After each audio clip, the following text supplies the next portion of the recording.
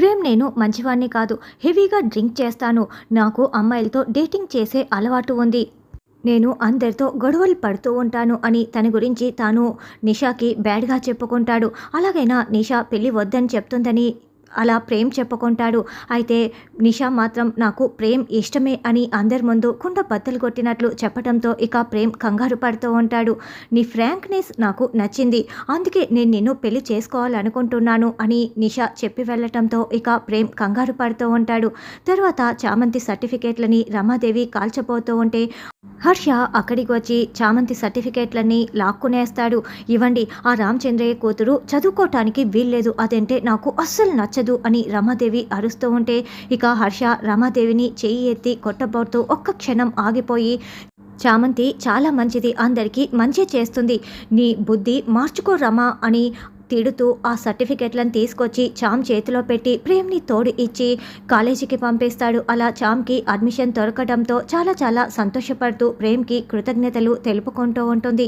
తర్వాత రోజు చామంతి ఇక కాలేజీకి వెళ్ళటానికి రెడీ అయిపోతుంది. అత్త, నా తరపున ఎవరో ఒకరు వచ్చి గార్డియన్గా సంతకం చేయాలంట, లేకుంటే ప్రిన్సిపల్ నన్ను చేర్చుకోనని చెప్పిందత్త. నా తరపున ఎవరు వచ్చి గార్డియన్గా సంతకం చేస్తారో అర్థం కావటం లేదు. అమ్మకేమో ఆరోగ్యం బాగోలేక పడుకొని ఉంది, నాన్నేమో జైల్లో ఉన్నాడు అని బాధపడుతూ కాలేజీకి బయలుదేరుతూ ఉంటుంది. రమాదేవి ఇదంతా వినేస్తుంది. ప్రేమ్, ఈరోజు నువ్వు అరుణ్తో పాటి ఆఫీస్కి వెళ్ళు. ఏమండి, మీకు కూడా ఇంపార్టెంట్ మీటింగ్ ఉంది, వెళ్ళండి.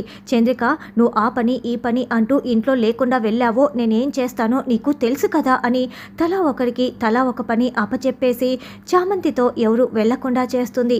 దాంతో చామంతి ఇక బాధపడుతూ, అంటే ప్రిన్సిపల్ గారు నన్ను చేర్చుకోరా అని బాధపడుతూనే కాలేజ్ దగ్గరికి వస్తూ ఉంటుంది. అయితే అప్పుడే నిషా కారులో వచ్చి చామంతికి డాష్ ఇచ్చేయటంతో అది కూడా మెల్లగా చామంతి కింద పడేలా డాష్ ఇస్తుంది. దాంతో చామంతి చేతిలో ఉన్న బుక్స్, పేపర్స్ అన్నీ కూడా చెల్లాచెదురుగా కింద పడిపోయి చామంతి నడుం కూడా విరిగిపోయి కింద పడిపోయి వెలువెల్లాడిపోతూ ఉంటుంది. అప్పుడే నిషా గర్వంగా కారు దిగి చామ్ ముందు వచ్చి నిలబడి ఉంటుంది.